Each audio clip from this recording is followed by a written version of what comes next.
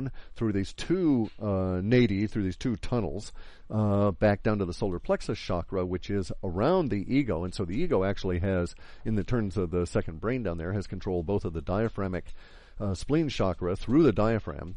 And the spleen, by the way, is a very powerful area simply because of the ganglia that are all clustered there, that provide all kinds of neurochemical, which again can be thought of as energy transfer properties to the body itself. So this is where you vent your spleen. This is why we have words all relating to spleen as being the house of the bad emotions and this kind of a deal. Isn't it interesting that, we, at some level within our language, we know all of this is how everything works. Anyway, and then so we go down to the solar plexus chakra, and then we bounce back up to the throat, or to the heart chakra. Now, the heart chakra is literally separated from the other sets of chakra by having to go all the way up near the spine before the interconnection occurs. So this is the point actually where you could think of it as the tetrahedrons, as our body of energy is two spinning tetrahedrons in a Merkaba fashion. This is where we have that interconnection, and it actually forms the heart chakra. Forms the not the material center of the body, because that's about a couple of inches below the your navel, and in about an inch or so. That's the hara. That's another associated area with the Muladhara chakra. There's what's called the mud ball or energy center down there, which is very close to your actual center of gravity, or center of torsional dynamic gravity.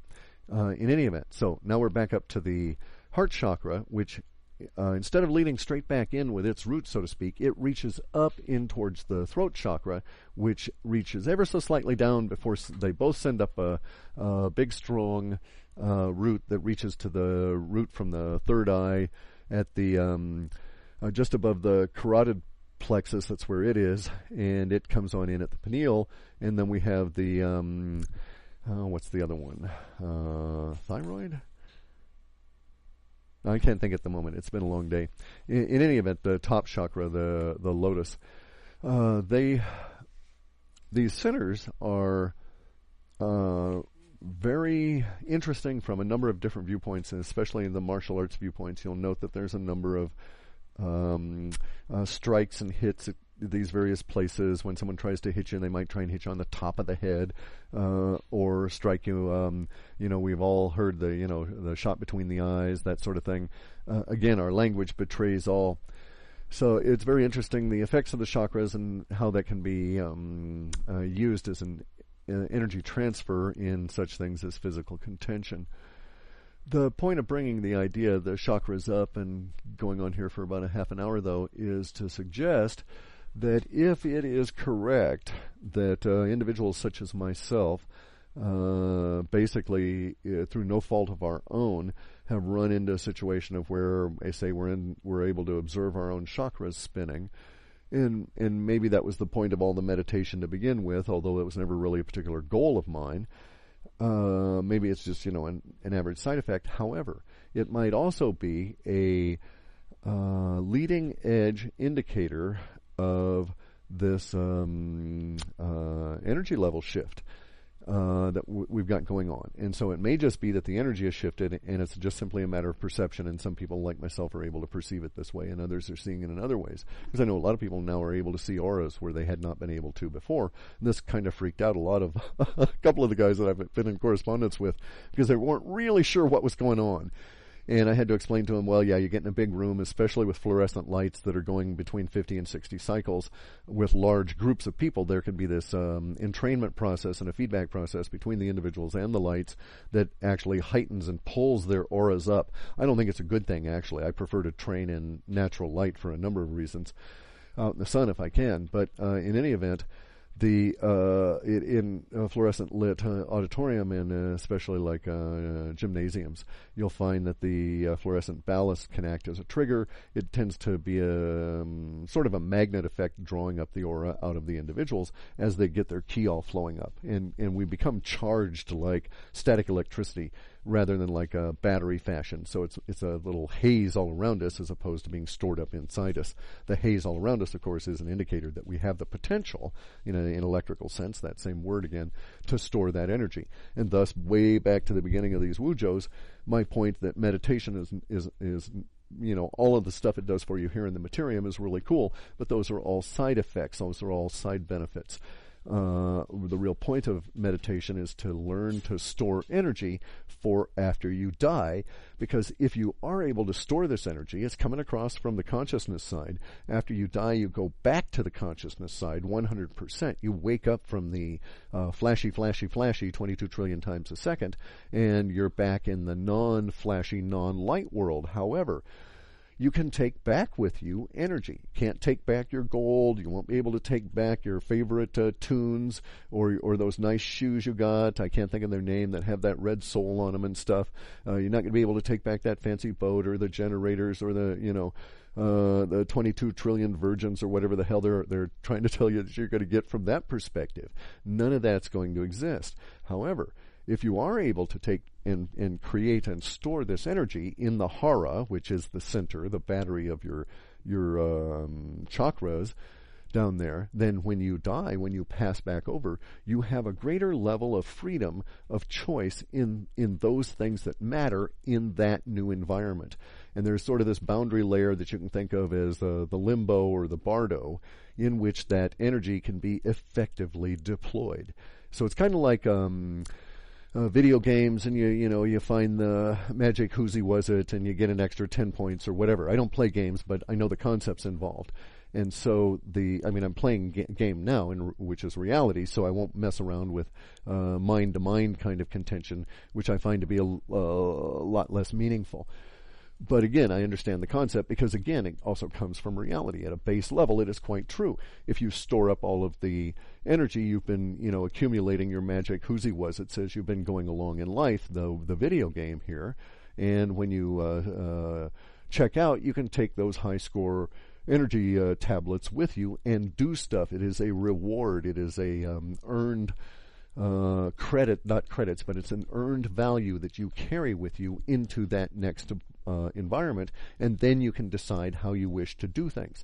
If you don't do this, if you don't meditate, if you're a sheeple, then you are bound by the wheel of karma in a very clear way that replicates the Buddhist or Jain or Brahmanistic understanding of the wheel of karma. You will have no choice. You'll have to face these particular situations in the bardo with no reserves of energy. You'll have to go along with this shit. You'll probably make bad decisions. You get cast back into another incarnation that won't be necessarily as pleasing as it should be. All of this based on the sticky little bits, the karmans that have accumulated to you from all of the actions that you've done within the Materium. They're the demerits. There's good, bad, and indifferent demerits, but they're demerits nonetheless, and you're better off collecting as few demerits, good, bad, or indifferent, as possible. They're different from the energy. They're like set up by the game itself, and it can be thought of as an outside view, a scoring of how the game thinks you did. Sort of like any of these things on TV where people are scored by other individuals that have raspy attitudes and snotty comments and are snarking at them the whole time. That is very much like reality. Again, as below as above. Because within reality, the karma accumulates to your body and sticks to the little indentations initially within the chakra. And so actually, as you go through multiple lives, you bring these things, the karmans reappear because your chakras are recreated in the next life, and you form your body around those chakras. But the chakras have a unique signal that reattaches your karmans again, so to speak, the next time you incarnate those that come along with you. Some you can shed and all of this kind of thing. Different discussion entirely, different 20 discussions. That's really complex and complicated. In any event, though, to wrap this thing up here, the point of meditation is to build up energy within the hara. The energy comes through from the chakras. If you know the cycle, the process, the breathing, the techniques, if you want to learn it, you can go and read this book called The Huiming Ching, which has been translated by Eva Wong, and I think it's called like enhancing the energy of life or exploring the energy of life, something like that. It's been a number of years since I've read it, and I don't have a copy handy, so I couldn't tell you the title exactly, but I know the translator's name because she's really good. I've read a bunch of her Taoist translations. Eva Wong, W-O-N-G. Anyway, but the Huiming Ching has specific. It's the whole book in Chinese is like 2 pages, so don't be really disappointed. It's not a very big tome, and it's basically there's 2 diagrams that if you know how to interpret not only the Chinese but the symbology involved with the Chinese, very complex subject here. That's why you need people like Eva to guide you through it, because there's multiple layers involved in what is being told here, such that the non-deserving would be led astray, if you will, as with all of these secret society kind of things. But the Huiming Ching lays it out for you and tells you how to concentrate this energy into your hara for men. I don't know how it is for women. It is different. This is why the female secret societies have their own set of doctrines and so on. It's not anything I've ever explored. I liked women, but I never thought to get into that level of experience of them. However, at this point, if I'm correct, and part of the transitional energy shift is going to bring more excitatory energy and dynamic energy to everybody's chakras, this may also be part of the symptomatic problems that a lot of the sheeple are going to have, because they'll have no experience for what's going on, for what's happening to them. And they will experience these things very badly, I suspect, because they won't have an alternative view. And maybe, I don't know, I'm going to look for validation in the future. Maybe I've seen some indications that mainstream agenda guys are kind of preparing for this and are going to try and lead people down a disease road based on what's going to happen. So I don't know, maybe there was even movies about it, but basically it would be kind of like everybody starts feeling weird. It's merely more energy pouring into their chakras. They don't know this. The government steps in right away and says, hey, are you feeling weird? You feel like this, feel spinny, feel this coming in, feel that happening, and so on. Well, hey, you got this disease. Y'all come over here. You need to be isolated, or whatever their agenda is relative to that. Just something to be advised of. This is the USA government, by the way. Probably also applies to Europe. In any event, so the chakras are really cool. We can go into their use and what they provide you for hours. I'm quite convinced that there's increased energy coming through them, and this may account for the awakening. A lot of people like myself and everybody else, maybe just can't help it. The energy's coming on in, and we just have to see this stuff. And that's, of course, the way it should be. I'm quite sure. Universe unfolds as it should. There's a bunch more I needed to get into. Jeez. I had like 9 pages of notes. But it's going to have to wait. I've got other tasks I've got to attend to. In any event, so the chakras are really important. You can increase their ability to function by understanding what they are and how you look without your body. And as soon as you've got that image in you, then you can understand what the improvements can be made by energetic process control, if you will, such things as yoga and the martial arts. The physical movement of the body alters how the chakras are relative to each other, gives you more flow in some cases, restricts it in others where you want to do certain things. So they're manipulable and a tool. Those who don't understand this are going to probably end up being a victim of the increased energy that's going to be coming in. It may, if you've never done it before, it may be a real good time to explore yoga at a gentle level. If your body's out of shape, look at some of these yoga sitting on your butt on a chair off TV kind of things. Go to Gaiam TV. Jay Widener's got a whole lot of really good stuff there.